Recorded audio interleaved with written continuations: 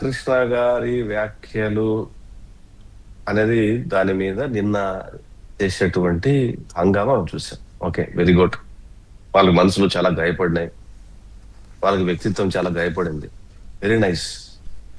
మరి సాక్షి బూత్ మీడియాలో ఒక యూజ్లెస్ ఫెలో, ఒక పనికి మాలినోడు రాజధాని ప్రాంతంలో ఉండే వాళ్ళ ఆడవారంతా వేశ్యలు అన్నాడు. అవును. మరి దేంతో కొట్టాలి వాళ్ళని? అయ్యో, వెనకేసుకొచ్చారు వాళ్ళని. దేంతో కొట్టాలి వాళ్ళని? ఆ యాంకర్ ని పోయి పట్టుకొని వచ్చి లోపలేస్తే బయటకు వచ్చిన తర్వాత టీవీలో కూర్చొని ఈ ఈ కంట్లో ఒక తెలుగు గంగ, ఈ కంట్లో ఒక తెలుగు గంగ గార్చాడు మనిషి.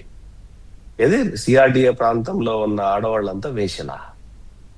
అంత నీచ పదజాలాన్ని వాడించినటువంటి నీ పత్రికని లేదు, నీ టీవీ ఛానల్ ని దేంతో కొట్టుండాలా? దేన్ని అద్దె కొట్టుండాలా? ఆ మాటను పలికించిన యాంకర్ దేంతో కొట్టిండాలా? క్షమాపణ చెప్పారా జగన్మోహన్ రెడ్డి గారు? చెప్పారా? క్షమాపణ చెప్పారా? పైగా నేషనల్ ఎయిడ్స్ కంట్రోల్ సంబంధించినటువంటి ఒక లెక్కలు తీసుకొచ్చారు వెధవలు, పనికిమాలిన వాళ్ళు, ముండమోపులు. అంటే ఏంటి నిరూపిద్దామనా? భూగోళం అంతా ఉంది ఎయిడ్స్, విశ్వవ్యాప్తం. అది ఎవడు వెధవ పని చేస్తే వాడి కల్లా అంటుకుంటుంది. నువ్వు ఆ ప్రాంతంలో ఉన్న ఆడవాళ్ళని ఇంత కించపరిచావే, ఆ రోజు నీకేం కనపడలే.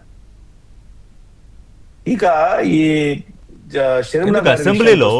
అసెంబ్లీలో సీనియర్ మోస్ట్ నాయకుడు, మాజీ ముఖ్యమంత్రి ప్రతిపక్ష స్థానంలో కూర్చుని వాళ్ళు ఎన్ని విధవ మాటలు మాట్లాడినా వింటూ సహిస్తూ ఉంటే, ఆఖరికి ఇంట్లో భార్య గురించి మాట్లాడితే కదా ఇంకా ఆయన బోర్మని ప్రెస్ మీట్ లో వెలిపించి అంత పెద్ద మనిషి. అప్పుడు కూడా జగన్మోహన్ రెడ్డి ఏమన్నాడు?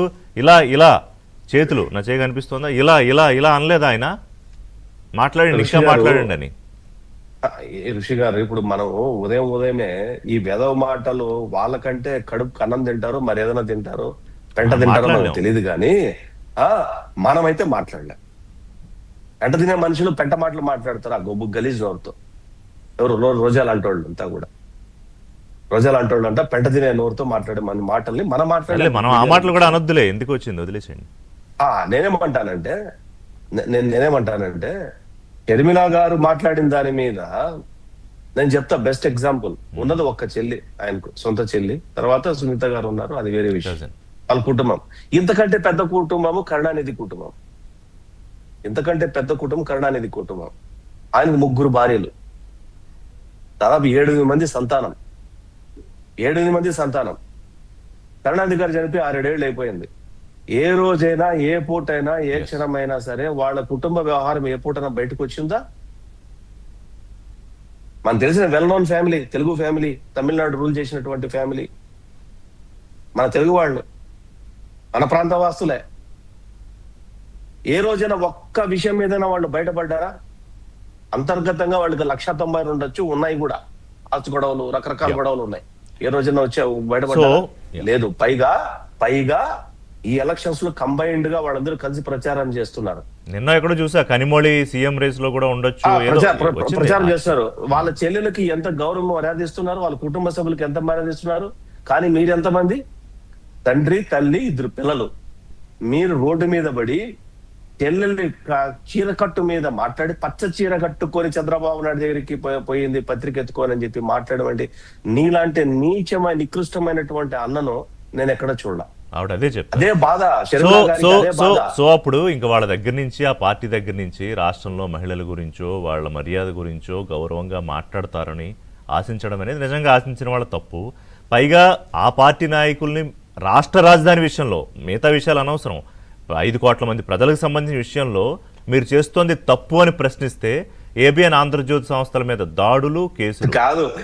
కాదు ఋషి గారు, ఈ మా మహాతల్లి రోజా ఉంది కదా, ఆవిడ డిఎంకే పార్టీలో ట్రై చేసింది చాలా గట్టిగా, భర్తను పట్టుకొని చాలా గట్టిగా ట్రై చేసింది టికెట్ కోసం.